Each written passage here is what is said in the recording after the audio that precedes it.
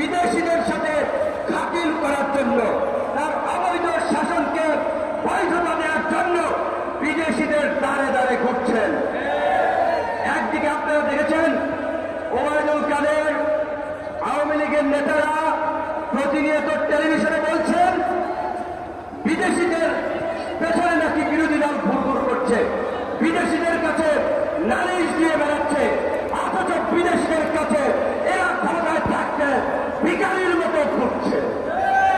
কাজী আজকে আমরা এই সমাবেশ থেকে স্পষ্ট জানিয়ে দিতে চাই, বাংলাদেশ নিয়ে ছিনিমিনি খেলা, জনগণের ভোটের অধিকার নিয়ে ছিনিমিনি খেলা, বাংলাদেশে বাকশাল কায়েম করা, প্রতিবাদ কায়েম করা, আওয়ামী লীগের এই দুঃস্বপ্ন আমরা বেঁচে থাকতে সফল হতে দিব না। আজকে আমাদের এই বক্তব্য প্রচার করার জন্য হয়তো 38টা টেলিভিশন চ্যানেল নাই, হয়তো পত্রিকা নাই, প্রত্যেকের হাতে মোবাইল এবং ডিজিটাল মিডিয়া আছে। আপনার এই বক্তব্য এদেশের জনগণের ঘরে ঘরে পৌঁছে দেবেন। এরা আমাদেরকে দমিয়ে রাখতে চায়। আমরা টেলিভিশন টক শোতে যেতে পারি না, নিষেধাজ্ঞা দেওয়া। আমাদের প্রোগ্রাম কাভারেজ দেওয়ার জন্য সাংবাদিকদেরকে হয়রানি করা হয়, বিরোধী দলের পক্ষে নিউজ করলে সাংবাদিকদের হয়রানি করা হয়। আদালত থেকে বিরোধী দলের নেতা কর্মীরা জামিন পেলে ওই বিচারককে হয়রানি করা হয়। ক্রস ফায়ার না দেওয়ার কারণে পুলিশ এবং প্রশাসন থেকে অনেককে বাধ্যতামূলক অবসর দিয়েছে, অনেককে বান্দরবান সুন্দরবন পাঠিয়েছে।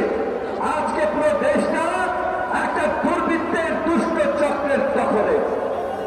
এই দুর্বৃত্তের দুষ্ট চক্ররা আমাদের নেতৃবৃন্দ যেটা বলেছে, শেয়ার বাজার খেয়েছে, ব্যাংক খেয়েছে, শিক্ষা খাত খেয়েছে, স্বাস্থ্য খাত খেয়েছে, বিদ্যুতে। আপনারা দেখেন এদের মিথ্যাচারটা কি? মিথ্যাচার আওয়ামী লীগের নেতাদের রক্তে মিশে গেছে। এরা প্যাথোলজিক্যাল লায়ারে পরিণত হয়েছে। বাংলাদেশের বিদ্যুৎ প্রয়োজন পিক আওয়ারে 14,000 থেকে 14,500 মেগাওয়াট। বাংলাদেশের বিদ্যুতের উৎপাদন ক্ষমতা আছে 25,000-এর উপরে। তারপরে কেন আমাদের দেশের লোডশেডিং হচ্ছে? বিদ্যুৎ খাতে ওই Summit group, Orion group, Banglatech group, এরকম বিভিন্ন প্রতিষ্ঠানকে গত 11 বছরে আপনার আমাদের জনগণের ভ্যাট ট্যাক্সে 92,000 কোটি টাকা দিয়েছে শেখ হাসিনার সরকার। প্রতি বছর 1 লক্ষ থেকে 1.5 লক্ষ কোটি টাকা পাচার হচ্ছে। এই টাকা কে পাচার করছে? গণ অধিকার, বিএনপি, জামাত, কোন বিরোধী দল পাচার করছে না। অর্থ পাচার করছে সরকারি দলের নেতারা, আমলারা, সরকারি দলের বেনিফিশিয়ারি গ্রুপ।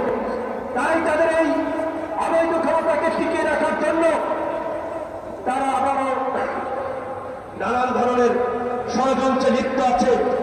বিরোধী দলের নেতা কর্মীদের কারা কোন এলাকা থেকে লোক সমাগম করতে পারে, অর্থ দিয়ে সহযোগিতা করতে পারে, কাদের ডাকে মানুষ উদ্বুদ্ধ হয়, তাদেরকে হয়রানি করার জন্য লিস্ট করা হচ্ছে।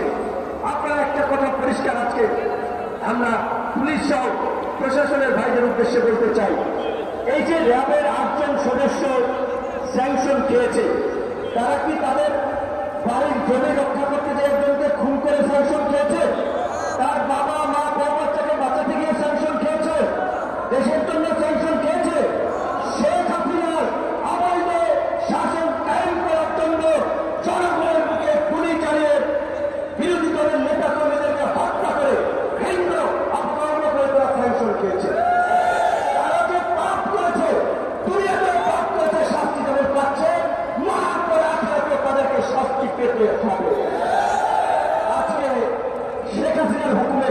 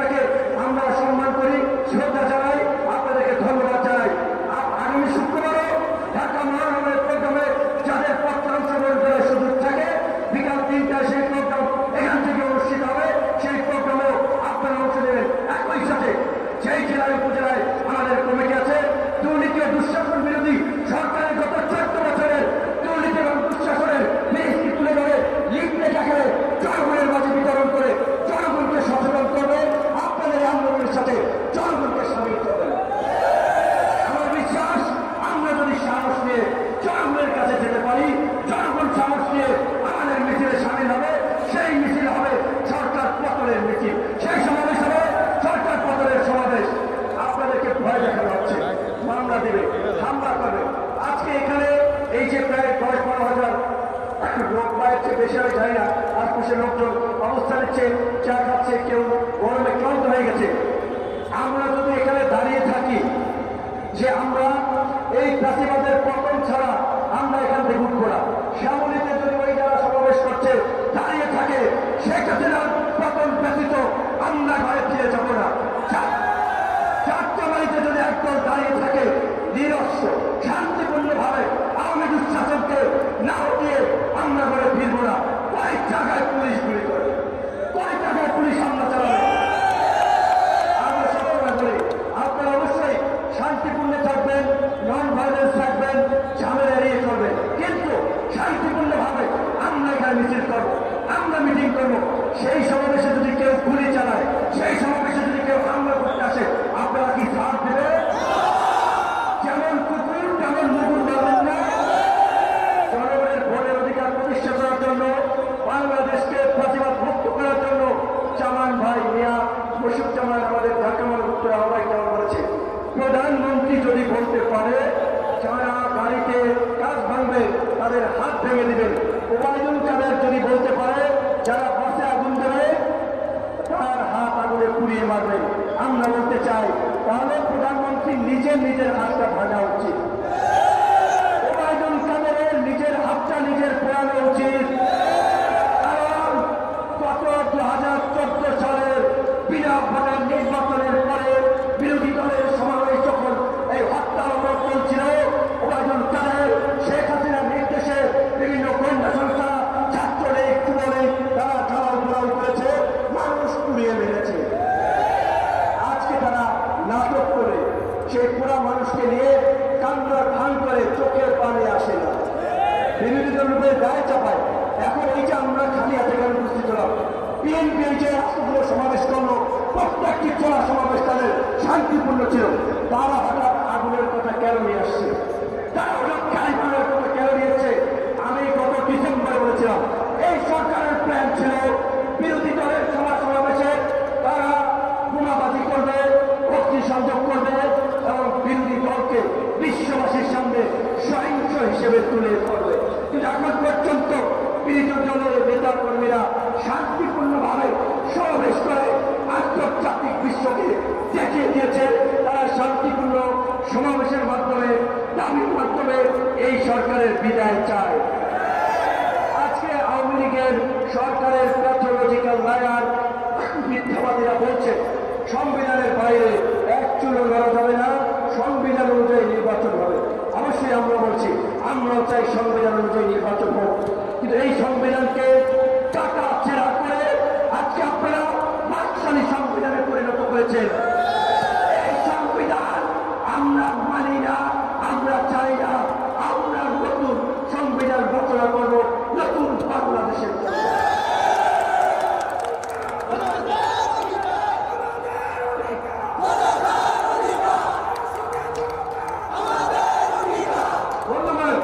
আজকে এই যে আপনি মোবাইল চালাচ্ছেন, চা খেয়েছেন, ফোনে কথা বলছেন, শাক করছেন, চুল কাটাইতে নাপিতের দোকানে গেছেন, প্রত্যেকটি জায়গায় আপনি যে টাকা দিয়েছেন সেই টাকা থেকে সরকার ভ্যাটেবল ট্যাক্স পায়। যেই টাকা দিয়ে সরকার পুলিশ, আনসার, সামরিক বাহিনী, বিচারপতি থেকে শুরু করে রাষ্ট্রপতির চিকিৎসা হয় জনগণের টাকায়।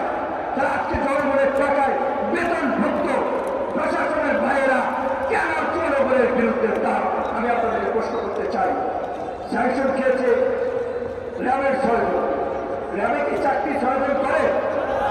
6 কুলাঙ্গারের জন্য কেন র্যাব প্রশ্নবিদ্ধ হবে?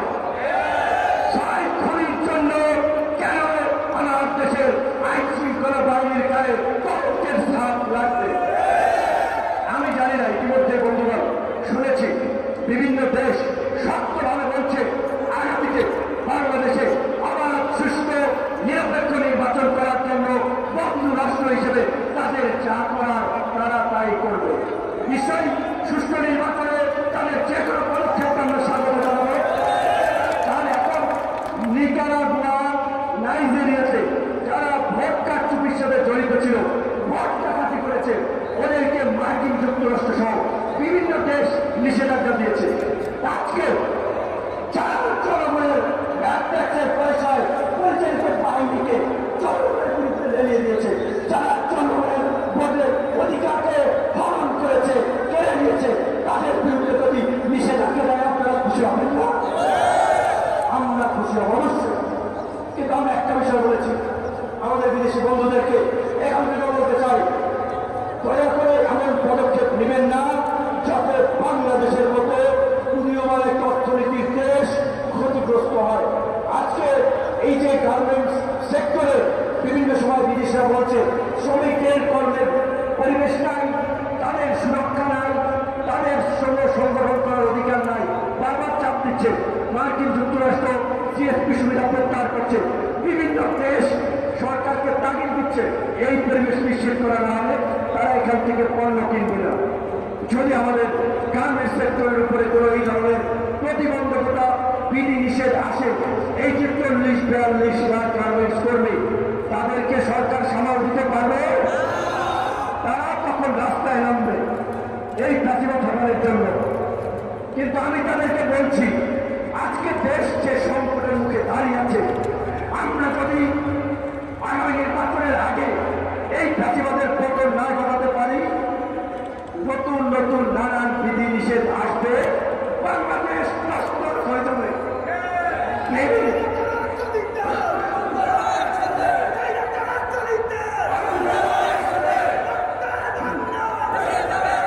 বন্ধুরা, আপনারা দেখেছেন ভেনেজুয়েলার মতো অষ্টম অর্থনীতির দেশ এই বৈদেশিক নিষেধাজ্ঞার ফলে আজকে দুর্ভিক্ষ পীড়িত অবস্থার মতো হয়ে গেছে। আপনারা কি চান বাংলাদেশ আরেকটা ভেনেজুয়েলা হবে? এই প্রাচীনতার বিরুদ্ধে বিদেশিদের পদক্ষেপের আগে আমাদেরকে গণ আন্দোলন করে পতন ঘটাতে হবে। সেজন্য আমরা বলছি, আজকে আমরা গণতন্ত্র মঞ্চের সাথে ছিলাম, আমরা এখন একভাবে আমাদের শক্তি সমর্থনে রাখতে আছি। এমন আমরা বলেছি এই প্রাচীনতার পতন না হওয়া পর্যন্ত আমরা যে কোনো ত্যাগ স্বীকার করার জন্য আন্দোলন সংগ্রামে প্রস্তুত আছি।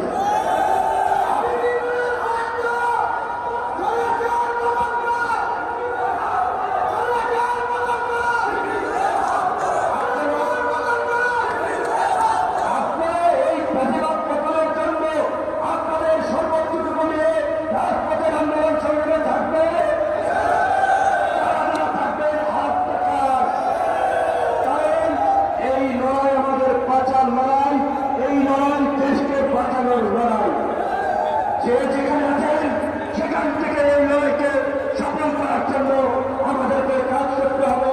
ঢাকা মহানগর কেন্দ্রভাবে ঘোষণা করেছে প্রত্যেকটি জেলা উপজেলায় দুর্নীতি দুঃশাসন বিরোধী গণসংযোগ, লিফলেট বিতরণ, গণপদযাত্রা, বিক্ষোভ সমাবেশের আপনাদের সুবিধা অনুযায়ী কর্মসূচি নেবে এবং আগামী শুক্রবারের কর্মসূচি সফল করার জন্য ভূমিকা রাখবে। সর্বশেষ সরকারকে আমরা আহ্বান জানাতে চাই, বাংলাদেশের জুডিশিয়ারি বিচারপতিদেরকে আমরা বলতে চাই, সামরিক বাহিনীকে বলতে চাই, পুলিশ বাহিনীকে বলতে চাই, আনসার বাহিনীকে বলতে চাই, আপনারা শেখ হাসিনার অবৈধ শাসন টিকিয়ে রাখতে এই বাংলাদেশকে ওই রকম বিদেশি নিষেধাজ্ঞার মধ্যে একটা ধ্বংসকার দেশে পরিণত করবেন নাকি এই দেশের গণতন্ত্র আইনের শাসন প্রতিষ্ঠায় গণ আন্দোলনের সাথে থাকবেন?